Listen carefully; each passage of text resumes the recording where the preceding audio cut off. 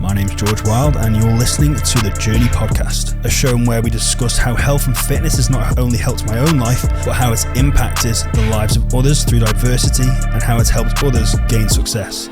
First of all, welcome, Will. I think it goes without saying we have to mention the incredible journey that you've been on before we discuss the journey that, you know, over the last 17 months has been a drop of 51 kilos. I think it's important to get across early on how incredible it is, but obviously now we're going to discuss how that's come about. Other bits and pieces, I've come fully equipped, coffee and water before the conversation starts. So yeah, first and foremost, that's gone on. Yeah. But mate, look, for me, it is just genuinely a conversation to find out more about the bigger picture. So for me, I'm kind of interested to kind of know from the very, very start. So Will Jr.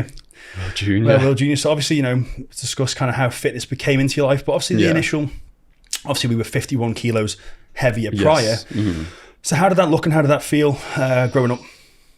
Well, obviously, I think it fully kicked into effect with the lockdowns and whatnot.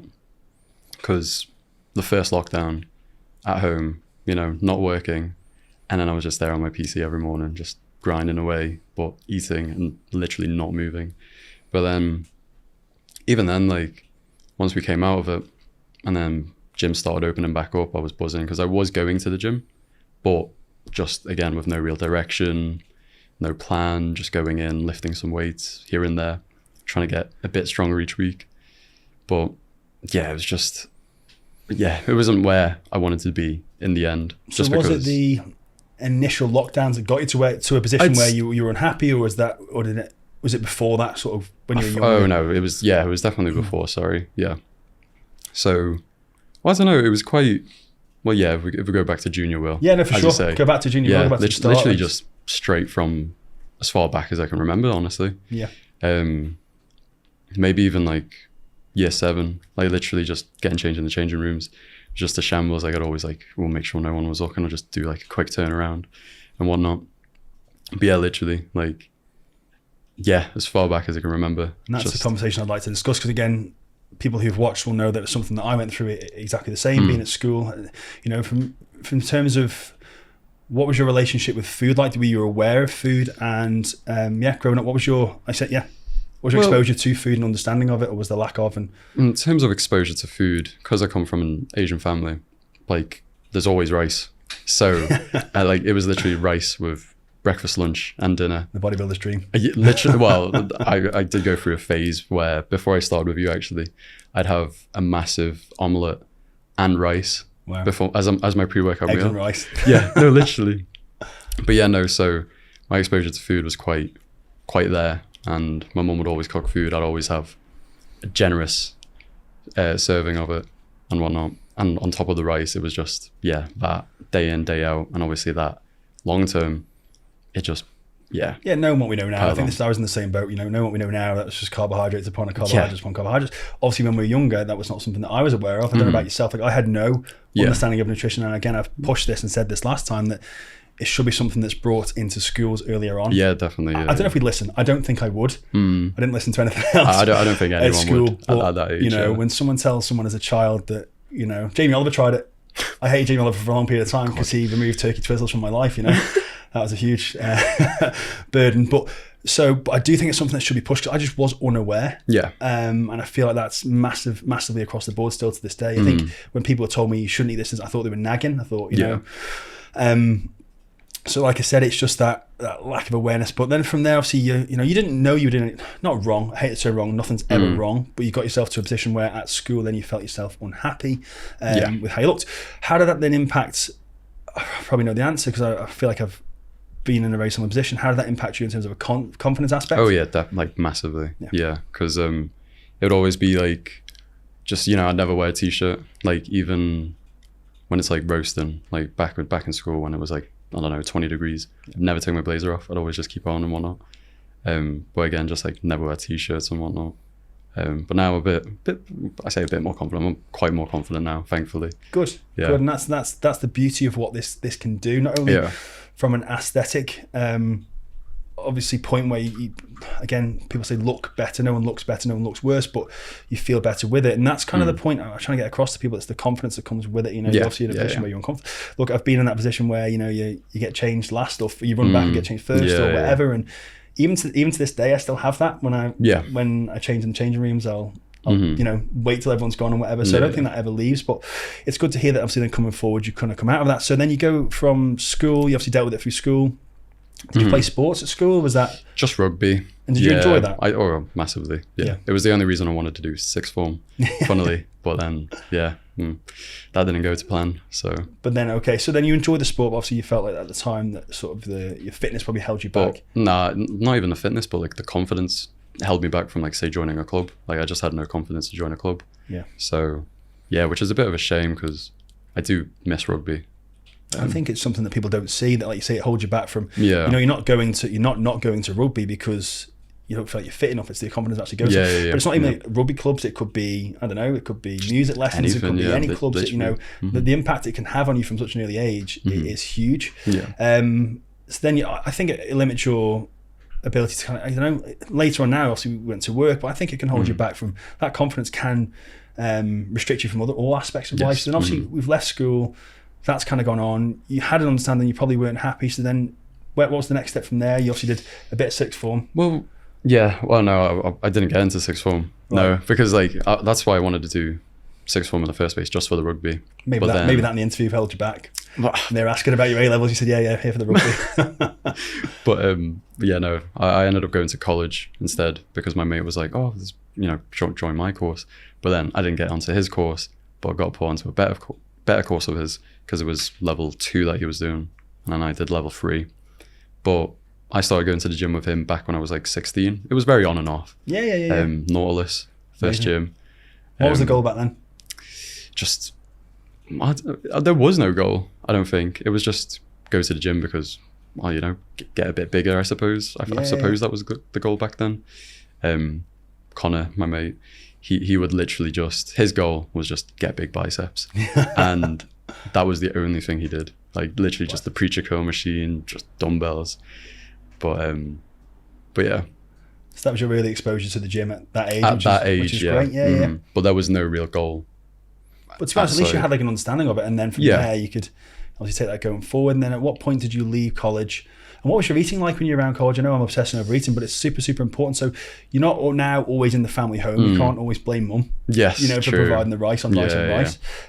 So what were your eating habits like when you went to college? Obviously, there's probably canteens. There was probably. Yes, I feel like it was still quite relaxed in a manner.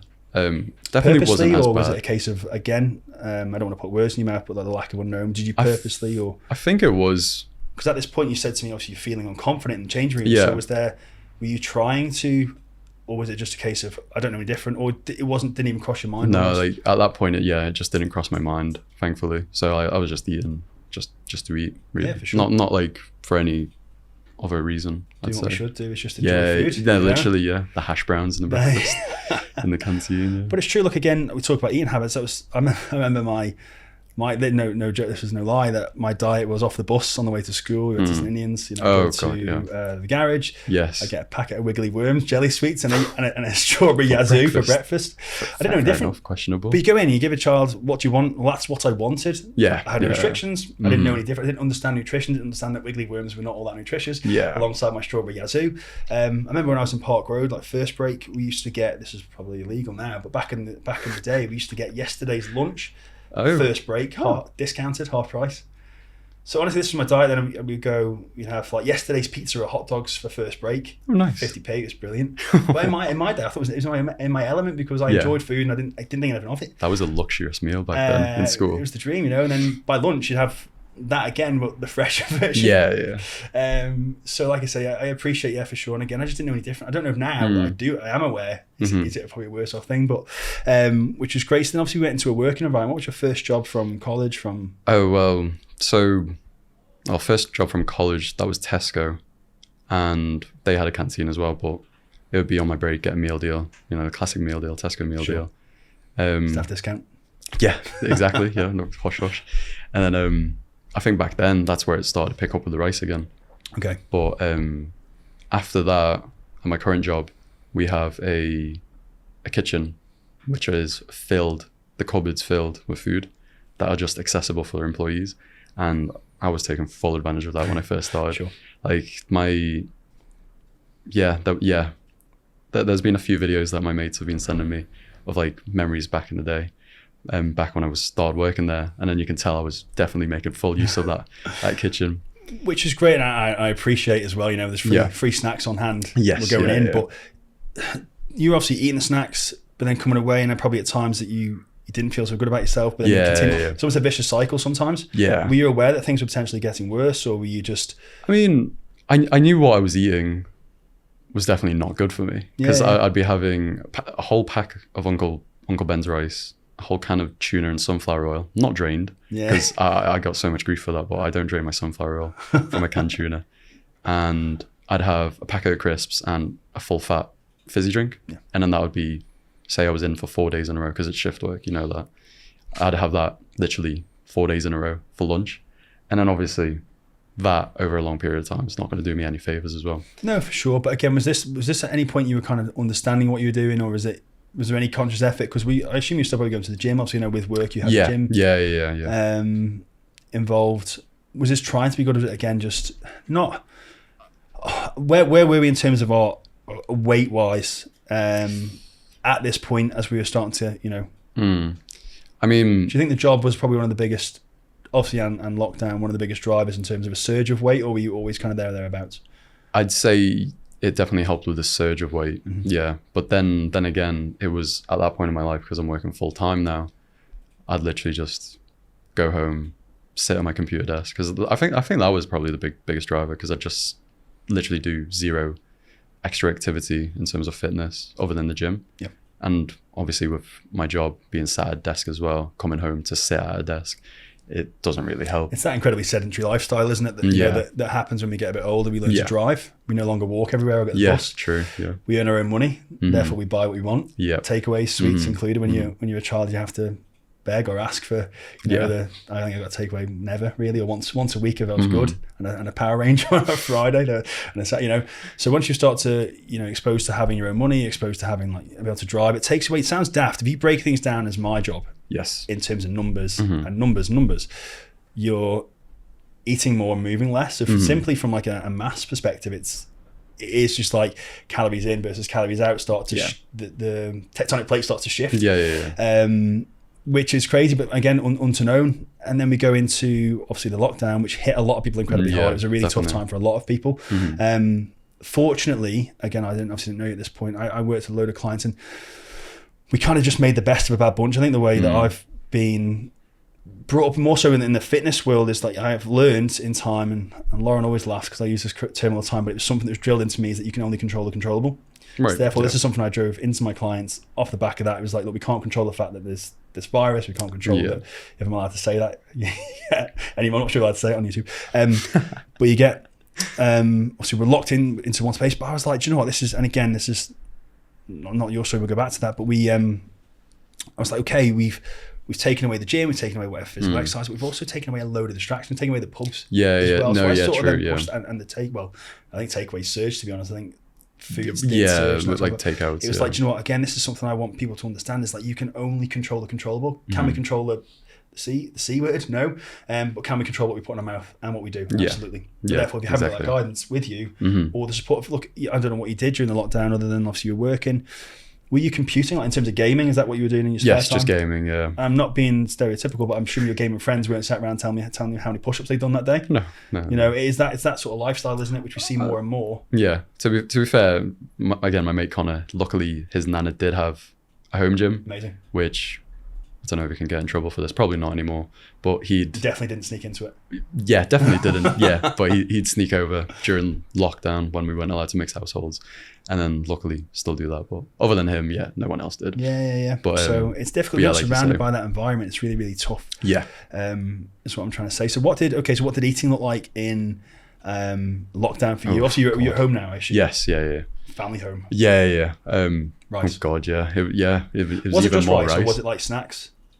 Was it like? To be fair, I don't even think it was that many snacks. I think it was just big portions and very the occasional seconds. That's interesting to know, because when I was growing up and getting into the gym, my friend said to me, he was big into bodybuilding, he was great. He was like, just eat as much as you want of clean food.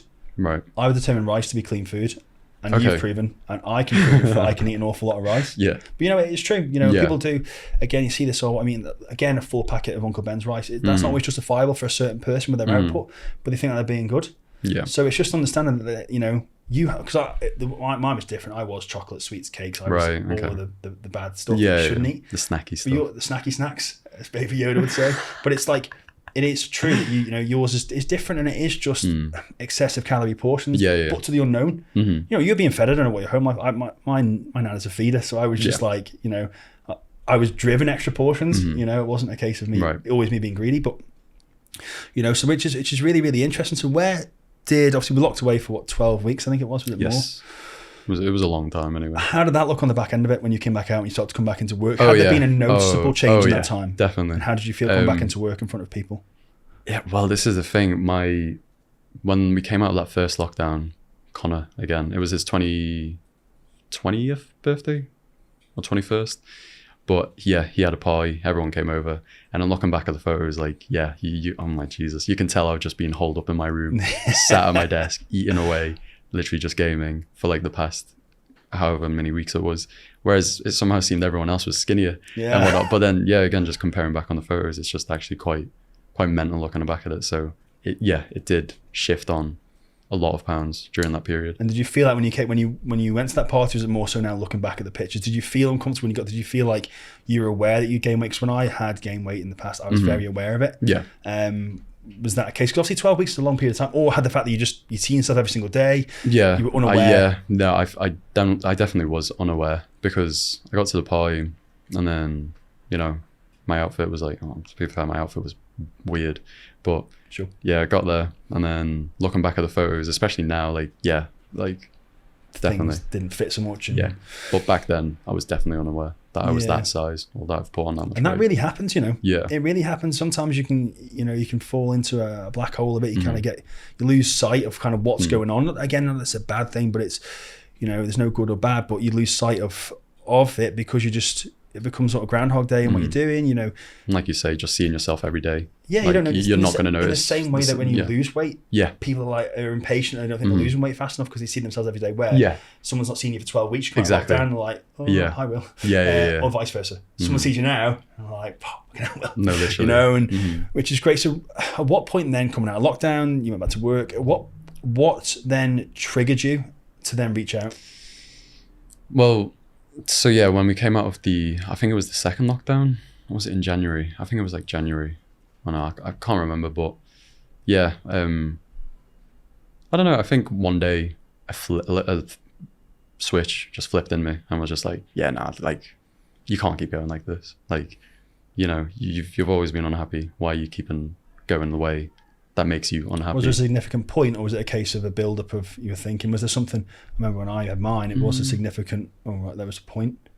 I feel it. I don't know. It's quite hard to remember just because it was so long ago. It's like almost like 18 months ago, probably 19 months ago now. But I can't remember because I think I did message you at like 2 a.m. or something, 3 a.m. So yeah, probably. But I think at that point I was just like scrolling through and I was just like, hold on, you know what? Nah, let's do something. And then reached out. But no, I think because at that point my mentality was I wanted to potentially go along the path of like a powerlifter. Yeah. But in terms of like, you know, my strength was going up because I was eating bloody massive pre-workout meals, huge bowl of rice with eggs. But then, you know, I was getting stronger. But it's as much as I was progressing with the powerlifter route, in terms of looks, I wasn't. And, you know, I just knew I didn't want to look big, a certain big way. and fluffy. Yeah, for sure. Yeah. Which is great. And you know, so then obviously we got to work.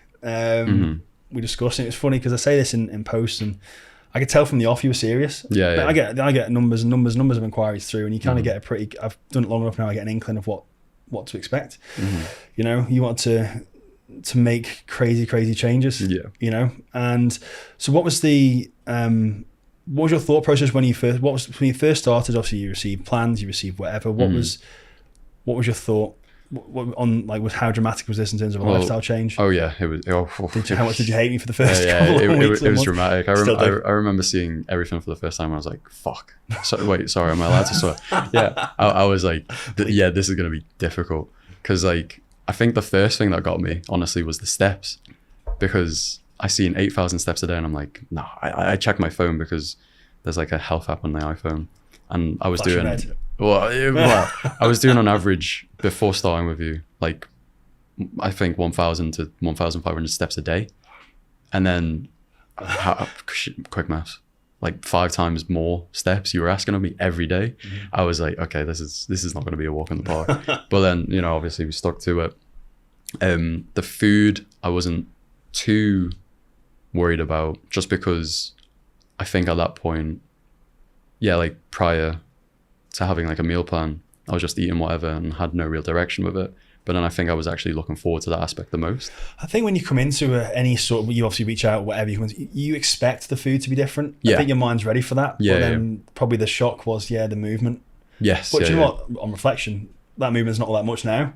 No. But I think it's something that people miss out on hugely in terms of just moving. Just moving. Literally, which is funny. So, okay, sorry, carry on. Had a coffee and I'm interrupting us. Where was I? But yeah, with the food, I wasn't even worried that it was going to be like ridiculously less, because, you know, obviously I wanted to make that change and whatnot. And even then, where, you know, with the meals you gave me, like I made them tasty, so I was looking forward to them and whatnot. Which you find that's really important. I do when I'm creating meal plans for people. It's important for me that people enjoy food, because you've been saying, if someone's not looking forward to something, especially early on, like, you know, I have to obviously look at you as what we were. We were in a position where we were far away from where we want to be. Habits probably weren't all that good. That, you know, if we give someone that doesn't like the food, isn't you know, the food doesn't appeal, first thing you do is going to slide out of the way and go to what they want. So I think it's really important that people do see. I mean, we didn't give you boring food. I think, obviously, again, respectfully, we were in a position where we were a bit bigger, therefore we had more calories to play with. So in terms of the food amounts weren't all that small. But it's so important to make your food taste good. Yeah, literally. It is for me, for sure. You know, it doesn't have to. I think you don't get any brownie points or extra points for being hardcore and not making your food taste nice. You know, I've done that. I didn't get any brownie points. I was just fucking miserable for a long period, because I thought I did. I thought I had to eat cold white fish and rice, and I thought that made me ripped. It did, but it didn't make me happy. But fish and a rice cake. Fish and a rice. Literally, that was my diet for a long period of time. Really? Not quite, but nearly. Which is great. So obviously, then the food, the training itself, how different was that compared to what you did? Oh yeah, that was definitely different, because I'm pretty sure I did have a kind of routine, but obviously with yours, it was tailored. It was, you know, working aspects that I didn't know that much behind. Like I was just going. I would have found something on the internet, like a routine on the internet prior to starting with you, and just following that. But yeah, it was just, Yeah, so I think obviously the things that I'm picking up are which have benefited you hugely is that structure, for sure, and you didn't have. Obviously from the very off, the goal wasn't what the goal is now, but there was a goal, that structure and that focus, which is important. And then again, I don't know what you find, but I can sit here and smile because I did everything that you did. The training plans that you download off Google, nowadays, it wasn't when I was younger, but like Chris Bumstead's Google training plan, you know, when things don't go quite right, you haven't got him as accountability. You can't reach out to Chris and say, hey boy, I'm struggling, you know. You're not gonna get a reply. So I think having that there, for me, by the sound of it, it's been a change in itself. And then look, things escalated, for sure. We started to see progress, and then from there, so what I kind of want to find out is so where people are going to gain value from this is, what are the biggest things initially you think for someone who's just starting out in your position that you're in? What do you think were the biggest changes that you made that weren't all that overwhelming, but definitely made a change? It was just the small habits, because, I say small habits. It was the small changes to habits, for example. So like the steps, like it seems daunting at first, but then once you literally get a day done, like you're like, okay, hold on, that wasn't actually that bad. And then by the time you think about it, like, you know, when you're going about your normal day, you've already done like 4,000 steps from just being more on your feet, like just being that little bit more aware. Is it almost in I'm a massive believer that like life is a series of habits, good or bad, and you're a byproduct or a result of the habits you choose. So, you know, what's important as well, I think it's good, is looking at someone like yourself who, again, respectfully, was in a position where they had probably more bad habits than they did good, that not overwhelming yourself too much. Yeah. Literally small incremental changes to daily habits you felt helped make the change. Yes. Which is important and which is great. So it's great for me from a mindset perspective. Where was your mind at once you received the plans? Because you have, I'm not here to blow smoke, a phenomenal mind. It takes an awful lot to make the change that you have from a mindset perspective. So where was your mind in those first couple of weeks? Well, definitely at first there was a bit like, okay, this is going to be super difficult. Like, I'm going to struggle a lot. But then, it was just setting those small habits, you know, setting those new routines. I was just working towards them every day. And then slowly it got a lot easier. So like with the meals, like having set meals, like people in work would be like, how the hell are you eating that every single day? Like, but it's you know, making change. Can I ask you a question? How the hell were you eating that every single day? Why were you eating that every single day? Oh, because I wanted change, you know, like, yeah. It's a difference, isn't it? Yeah, like I get people at work today being like, oh, well, I'm really not happy with the way I look, like, but I just can't be arsed. And I'm like, well, be arsed. Yeah. Like 17 months ago, I was in your position, but, you know, literally use up work allowance, get a PT. What's stopping you? And he's like, yeah, but I don't know, maybe I should. But like, you know, it's just literally getting your foot in the door. Like a lot of people will, you know, talk about how they're gonna, do this and that, but not actually do anything to actually start it. Like, you know, like again, like putting your foot in the door, like reaching out to say, like, you or someone. Because then once you've reached out to you, you know, well, I mean, you can still pull out, like you could just ghost you or something. Yeah, but again, it's like, it's literally like, you know, you've done that message, like, you know, you're doing yourself a favor. It's literally up to you. First step. To make some change. Which is great. And I am interested to break down, I know where my mind works. I see a lot of similarities in yours. Obviously, you said there was no initial trigger, which is fine, but there must have been something driving you harder than you just wanted to get through. Like, you just want to do a bit, mate. You've lost 51 kilos, you haven't lost a stone. Yeah. So it'd be interesting to know from me now what that internal, where did you see the journey going? Well, how much did you want, and what did you want, and how much did you want it? Oh, like how much did you want? Well, interesting to know, honestly, where did you see the journey going? Where did you think it was going? Realistically, because I knew I was a big boy. Like, I knew it wasn't going to take 3 months, like, to just literally get into, say, Chris Bumstead's physique. Yeah. But I think for me, because like, we started seeing results and whatnot, but then I was like, you know, like, yeah, that's nice and all, but we can do more. But yeah, this is what I want to dig into, because look, we've been together 17 months. It's a record. Anywhere in a relationship, but like, you know, what kept you motivated throughout that? I hate the term motivation, but what has kept you going? Was it the results? Was it the internal drive? Was it the confidence it was bringing? Was it the compliments you were getting? What was, look, you know, again, I'm not here to blow smoke, but 17 months of the commitment that you've shown me is different. I can't get that for people for 17 days. Well, that's not me being horrible. That's true. Like 17 months of, look, I'm going to kind of break it down for people who are watching, that Will has abided by every single command, is not the term, but I have given him from day one. Yeah. Hasn't missed a grain of rice, hasn't missed a meal. You know, look, didn't miss a meal, hasn't missed 17 months. I can probably count on my hand how many off-plan meals you've had in 17 months. True. And I'm only like, I love it because I was the same. I think in 4 years I don't think I had 10. You know, you've been that driven, and that's why I love it so much, because you are showing me the commitment. That's, you know, it's an inspiration to sit and watch you. It is, and I'm not here again, not supposed to smoke, but so it's trying to break down where is Will's mind. What has kept you going for 17 months? So look, 7 months would have been enough. Yeah. You lost a lot of weight in 7 months. Yeah. You know, 10 months would have been enough. Then it's like, you know, is it the continuous sort of chase for progression? Obviously we've done different phases, we've done different pieces. It's definitely a mix of a lot of things, I want to say. Because again, it was, definitely a chase of progression.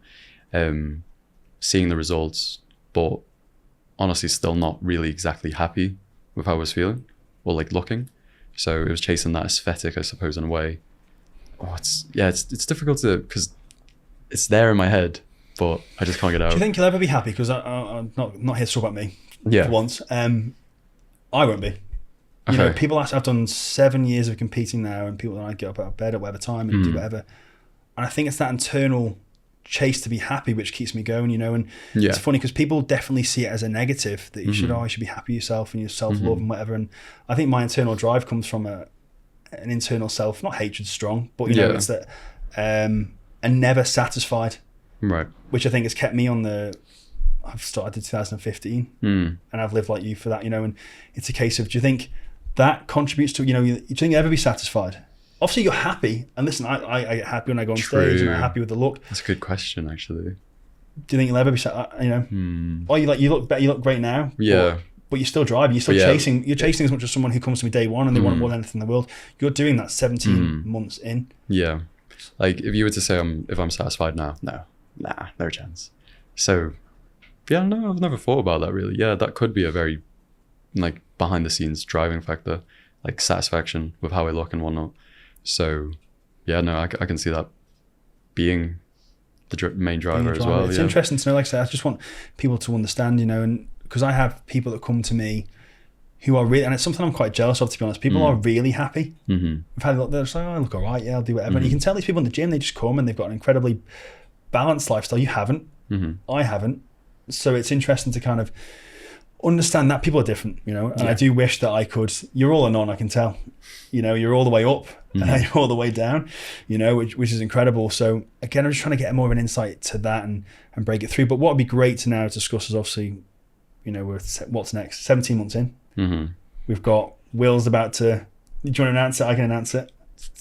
You go for it. Yeah. I'll I'm so chilled out. I'm so passionate about you being so good and so strong for like 17 months. Yeah. You just 17 months, 50 kilos. Who cares? Yeah. Amazing. Yeah. Just take some credit. I'd be happy. But like, so Will's going to now. We're going away. What day is it today? Wednesday. So Will leaves tomorrow. We head to High Wycombe. Will's going to step on stage on a bodybuilding stage. It's so weird. So, like, on Saturday, which is incredible. And you know what? I love this. And you know, did you ever feel? So Will's going to go to the pure elite. We're going to step on a bodybuilding stage. He's going into the transformational category. Yes, yeah. It's going to be incredible, and I can't wait to watch it in motion. Like I said, I'm more excited than you are by the sounds of it. This isn't the coffee talk. It's just passion for you. But it's a case of, you know, did this ever cross your mind? When did it cross your mind? When did the idea of a show come into mind? Well, this is the thing. We've got Danny to thank, Danny Hands, because I put one day, just another progress post on Insta, and then he DM'd me saying, mate, you should enter a show, you know. They do transformation categories. I'm like, shut up, do they really? And then that's when I messaged you, and then that's when we got to work. But yeah, it's all thanks to Danny. I remember seeing the message and thought, yes, good. Yeah. Do you know what, Danny's such a good egg. He is, and that's great. And that's what's great. The support from that as well. Do you find that now that the support network within like what you do has grown? It's grown exponentially, which is wonderful. Yeah. So no, thanks to Danny for that. Which I mean, I'm so excited for this bit. But did you ever see yourself? I mean, I go back to for those who haven't watched already, my original story that I thought, for me, I still to this day do have, to the point, and you might do as well, is a complex of my weight. I was heavily overweight, etc. So the thought of stepping on a stage in front of people with no clothes on is my idea of, I don't mean to scare you. Okay, cool. You can't pull out. Not this late. Was hell, you know. So that's a big jump from you, but I feel like again you're all on. But you know, talk to me. Where your emotions at? You're going to go and do this, you know. But what's even better is you're going to go and showcase all your hard work. That's how you should look at it. But there's got to be some sort of there's got to be a human in there somewhere, Will. Well, yeah, but like, you know, say you were to speak to me 17 months ago, like, you know, you're ever going to go on a stage? And I'm like, hell no, like no chance. Like, especially with like how I am confidently. It's like no, like I knew I didn't have it in me back then, but obviously now it was just another driving factor, knowing that I was going to be on stage. So obviously I wanted to bring something the best you can be. Yeah, literally. So, but yeah, no, I am looking forward to it. I have brought another pair of boxes just in case. I'll probably need 10. Mate, it's going to be, you're going to get so wrapped up in it. It's going to be insane. And like you say, it's a case now going and me telling you to not be nervous is stupid, but like to go and showcase the hard work. Because look, I'm inspired. People are inspired. The comments I get are inspired. So it's incredible to go out and do that. And I'm looking forward to you for going and taking that leap.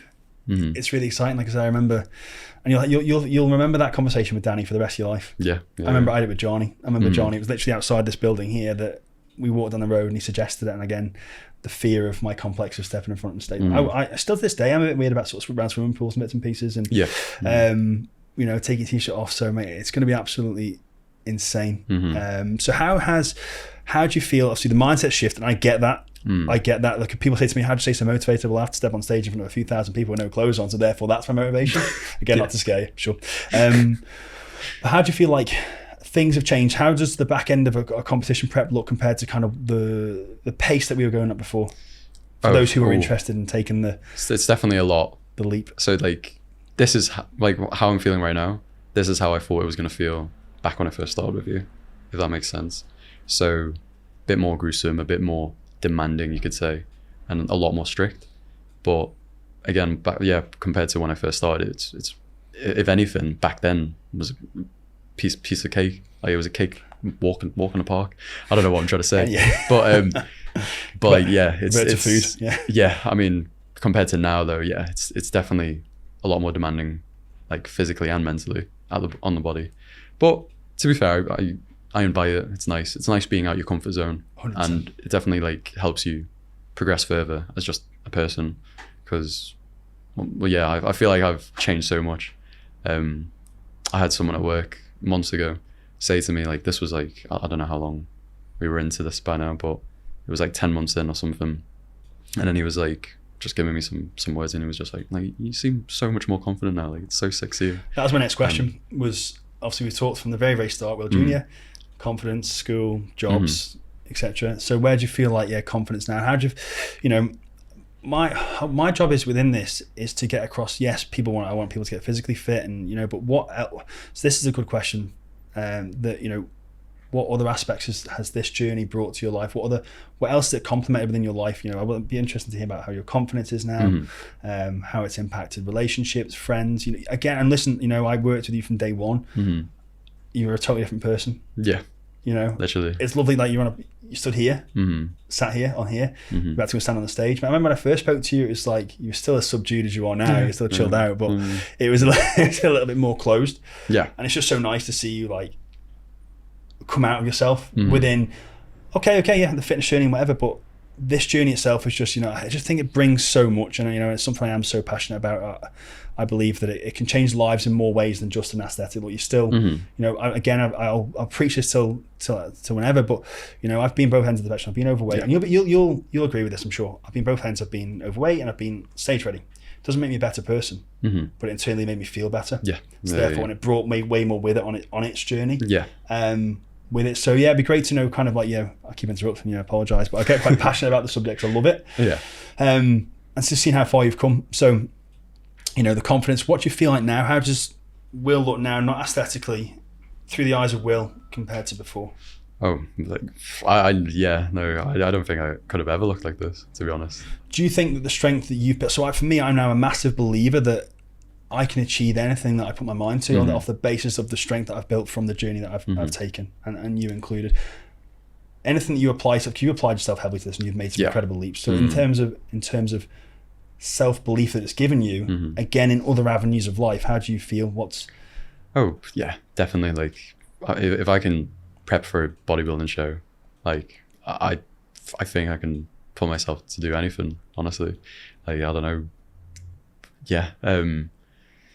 Confidence wise, mentally, like it's improved so much. Like even my outfits, like it used to be all baggy clothing, like it still is, but I actually have a decent dress sense now. That's me sounding big-headed, but questionable, but sure. Okay, but even in the gym, like like feeling comfortable in my own skin, like which is what it's all about, isn't it? Regardless of the stage, regardless of the before after pictures, it's about how you feel on a day-to-day basis, and going into a gym and and doing whatever. And that is what it's all about. Mm-hmm. You know, that all these other things are nice and they're great. And we're going to get some nice pictures at the weekend and you're going to have a ball. Mm-hmm. You're going to enjoy some nice food. Yeah. But it's the fact of hearing that, you know, on a day-to-day basis, which is more important than anything, that, you know, the dramatic changes that it has made, which is, mate, it's lovely to hear. It is lovely to hear. It's lovely to see. Again, witnessing it firsthand is that, you know, it's a very selfless job. Yeah. That I get to sit and watch, you know. It's incredible. So, you know, I won't keep you too long, but you've got haircuts to get and gotta look good for the stage. Too right, yeah. I make no effort, I'm afraid. I'm sorry, but what's next? I mean, we'll document the show. We'll document the show. We'll get pictures. Everyone will see the grand reveal. Yeah. But it'd be interesting to know what's next for you. Well, it depends, because I keep thinking to myself, like, say I do win, will that flip another switch, and will that make me hungry for more wins or something? But again, that's the thing. But at this moment, it's quite unclear. Yeah, obviously embrace the next couple of days and then go from there. Take it and then see what the focus. I think I'll have a focus from then on. But again, if there'll be more stages, we'll see. Yeah. But love it. I'm not too sure though at the moment. Amazing. Look, is there anything that any advice that you could give to anyone, anywhere, starting in a position? Look, again, respectfully, you're in a position that was probably overwhelming to begin. The journey itself probably seems 17 months long. It's a long time. That you can give to anyone about starting, whether it be a fitness journey or making the leap or doing what they need to do. Well, I mean, again, it's like going back earlier, literally just reach out. Like, you know, even if it's it doesn't have to be a soppy paragraph, just literally be like, hey, I'm interested in working with you, want to change my life. So that's all someone like George needs to know. Yeah. And then he'll know exactly what to do. And then as long as you're willing to put in the work, and if you're really serious about changing, then the results will come. It won't come in a day, it won't come in a week, but, you know, never mind. Like, you know, if you see mine, 17 months, like, you could potentially go something like that, if not better. So just reach out, literally. Amazing. Yeah. Again, you're just living proof of doing the do. Yeah. Of doing the do. So, mate, it's been a pleasure to have you on. I love chatting to you as always. We've got the weekend to catch up and chat more. Yes, yeah, definitely. But I really appreciate it. I think people will take an awful lot away from your story, Will. And I want you to keep spreading your word about what you've done. And I think, you know, it'd be great to see you down the line, helping others and doing, you know, whatever. It's been great. So again, I appreciate you having you on. Thank you. Thank you. Thank you very much. And thank you all for watching.